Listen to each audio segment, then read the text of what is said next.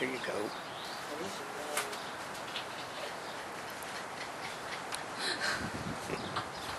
Hello, this is not a spring chicken. I don't know about you, but I would really like to lose weight without even trying. Oh yeah, you probably would too. But there are ways that you can help slim down without really trying. And a lot of it has to do with, should we even mention this? Behavior modification.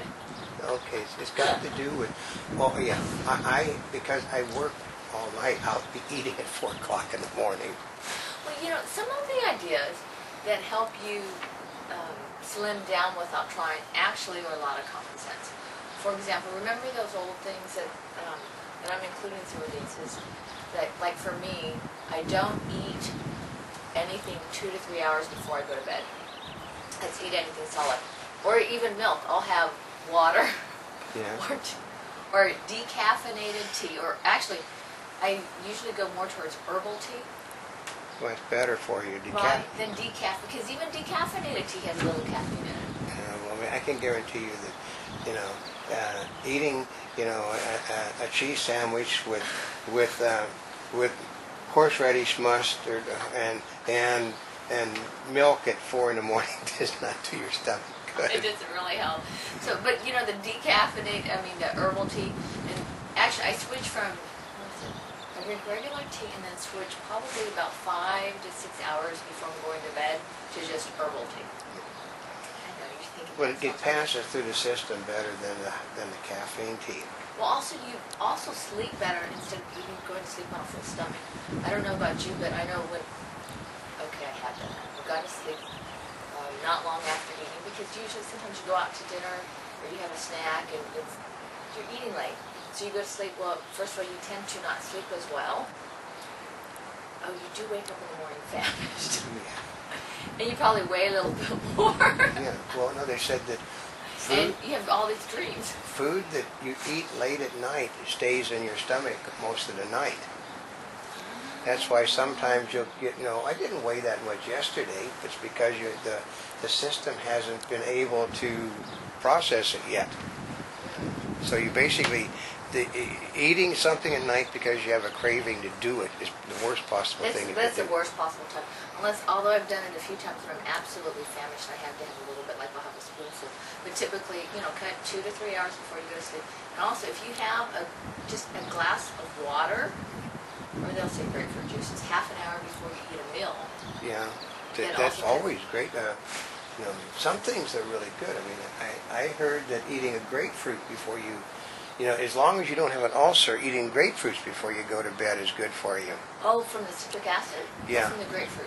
It's just something that's in the grapefruit helps to digest what's in the system.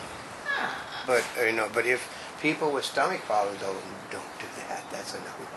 The same as don't drink orange juice or any of that stuff before you go to bed. Really?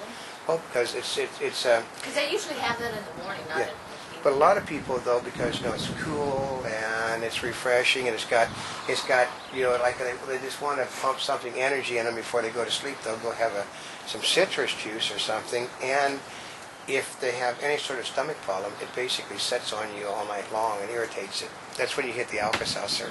Ooh, okay, I have a solution for you. Are you ready for this one? A sore throat lozenge Yeah. with that citrus flavor. Yeah. Yes, it does. That's right. Even if you don't have a sore throat, because it's just something that's suckable. Yeah, and something that you really can't find all over the country, which are horehound drops, which are basically little chunks of molasses. It coats your throat, coats your stomach, and it sort of fills you up. Ah, so some of those you might have known, some of those you forgot about. Old country But- type stuff. Well, and there's other things. For example, they say go for homegrown. Now, That would we have talked many times we've about. talked about that, and a lot of that is the food that's grown. Well, let's see, we're in Southern California, so if the food is grown somewhere close to Southern California, even California, it has some natural immunities built in within the food. Yeah, that you need for surviving in the area. We tried to do an analogy once that a car bought in Los Angeles doesn't run as well as a car bought in Las Vegas if you're living in Nevada, because it's tuned differently. And when you're living in Los Angeles, your body is tuned for this environment. and you basically want to have the same gas, which is the food that they grow in the area. Oh, actually that makes sense. Yeah. I suppose it's unless you already eat a lot of processed foods. Yeah, but processed food is not really good for you. Well, and then the other part is if you're eating foods that are locally grown, like your farmer's market, and it's just more local, there's less there's less transportation It's costs. just greener to eat local. Yeah, and there's probably less processing for the food. And honestly, you can't eat processed food that is processed locally. Generally, food that is processed locally is in a lot of cases grown locally. Oh. You just have to check and see where it's canned. So we're learning new things all the time. I love this part. It says choose crunch, which is crunch. It's a lot of raw foods. Yeah, those little Nuts, right? baby peeled carrots are great. Well, and the idea behind the crunchiness. Now, this is unless you have teeth that aren't that great. So, pay attention to your teeth, and if your teeth are sore, don't go for the crunchy foods. Yeah, but I used to, I would do actually you could call it prepackaged lettuce stuff, crunchy stuff, I think. Yeah, I would eat that late at night too. And chew your food well, which actually goes with the crunch. Because there's some people that kind of inhale their food.